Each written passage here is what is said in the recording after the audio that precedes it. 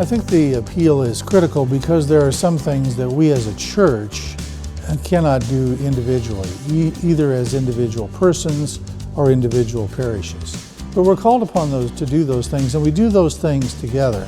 And that's why I think we call it a United Catholic Appeal.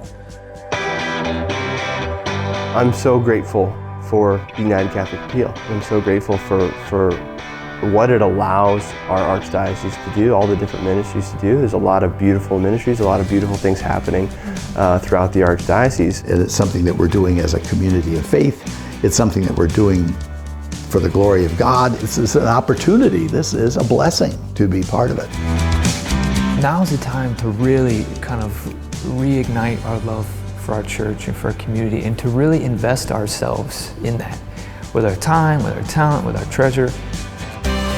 That's what's beautiful about the UCA, in that it's our call to continue to build this future of hope for our church and for our world. You want to see the church flourish. You want to see people come back to Mass, and you want to see them come back to the Eucharist.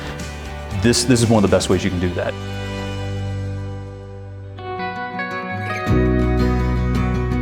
Sentirse bienvenidos y parte de la parroquia es cuando dan de corazón y están ahí presentes tanto físicamente como moralmente y espiritualmente.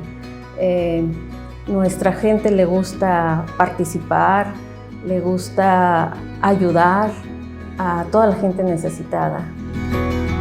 We want skin in the game. We want to be able to say, look, yes, it took a sacrifice. Yes, I couldn't afford this, that, or the other thing, but look what we got. Look what we did together.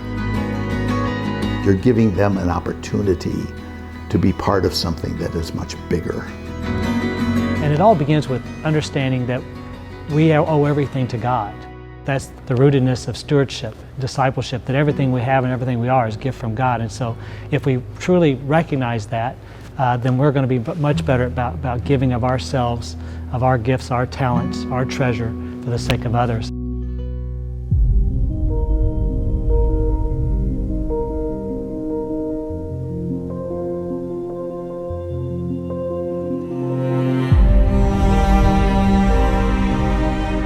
If you're blessed with something during your lifetime, we need to give back to God what He gave us. The possibilities for what this could become over time really go beyond our imaginations. It's like building a foundation on bedrock versus on sand, and I think the bedrock's there.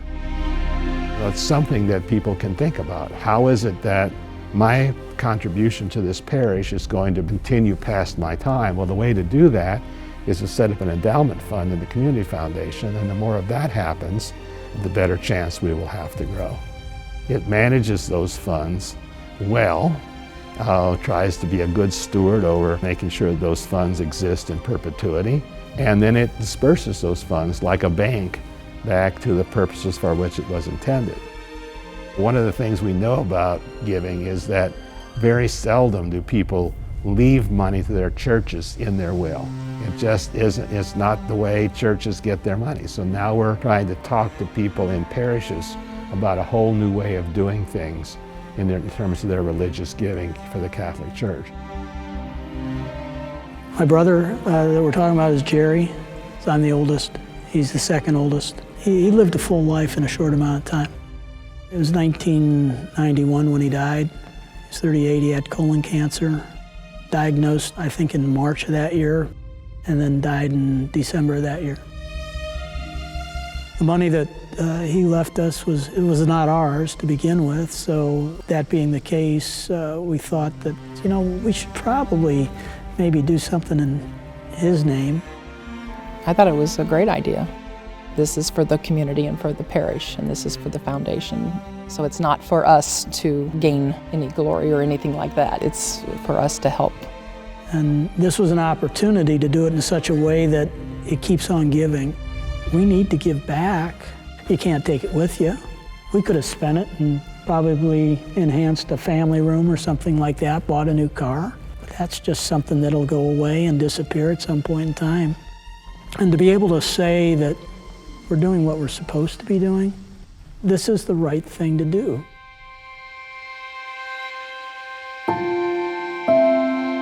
We had just built a house and moved in. It was 1961.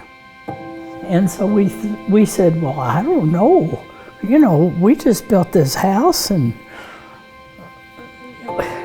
we had a lot to pay for. And we decided that if it didn't work, you could always stop. Well, this is 2022, and it's still working. That's one of the consequences of it.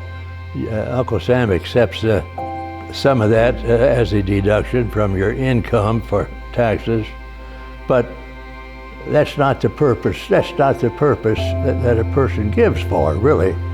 You give for Catholic Community Foundation because it's worthwhile. It helps a lot of people. And they use their money wisely. Yeah. They really, you know, it's not extravagant spending or anything. They use it where it's needed. Endowments go on. Whatever you feel that you can afford to give, it's put in the endowment. It earns, they can only take so much out each year, and it earns money and goes on forever. Now, I think people could learn, if they are very interested, you could get online, and there's so many things for you to read and that you can find out. You don't have to call and ask. I mean, you could just find out for yourself and make a donation to an endowment that you like, that you feel like is important.